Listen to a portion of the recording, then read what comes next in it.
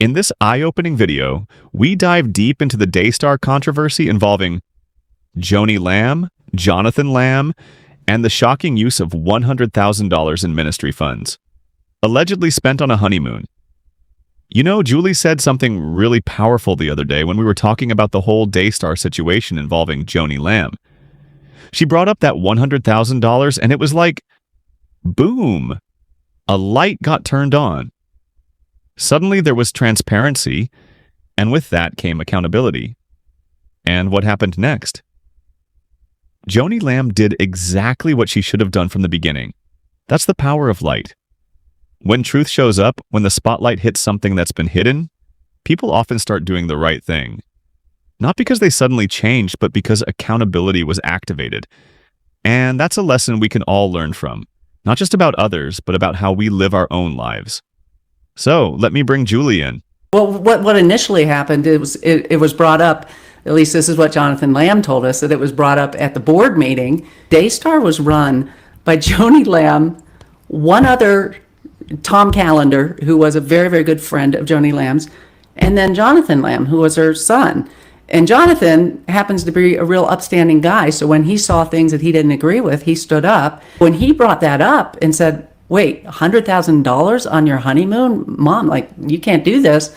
Tom Callender said, we'll gift that to Joni, that $100,000. So that's what happened behind the scenes till Jonathan came forward and told us about it. We were able to report it, and then she's like, oh, well, I paid it back. Well, I'm sure by the time we reported it, you did pay it back because you knew that we were going to ask you about it, because we did ask her about it. The donors, we are at a situation where people in the pews are more righteous than the people in the pulpits.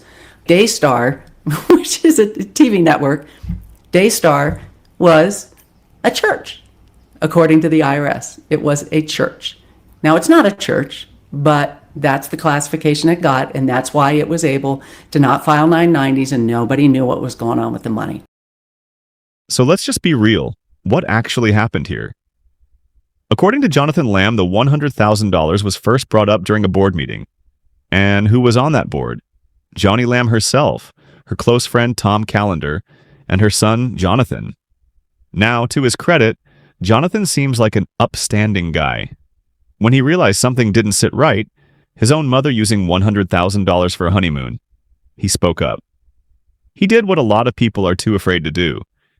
He challenged what was wrong, even if it meant going against family.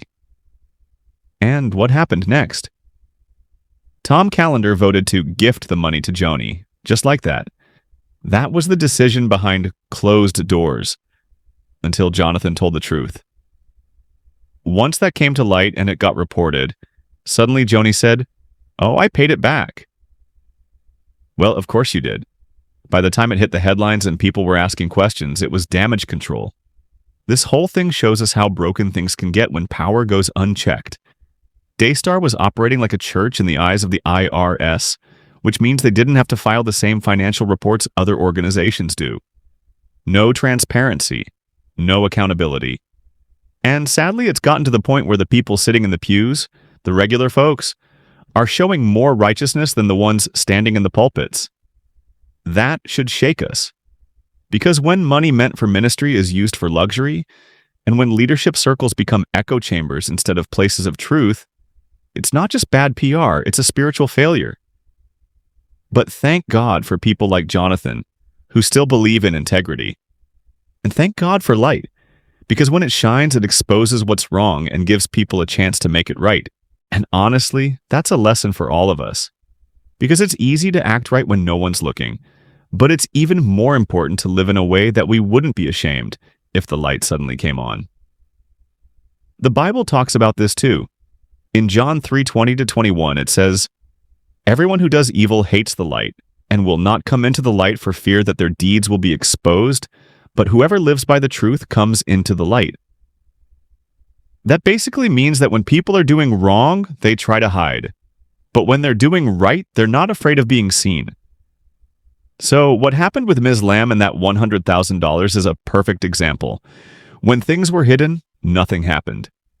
But when light was shined on it, when people started asking questions and bringing the truth forward, Suddenly, change happened.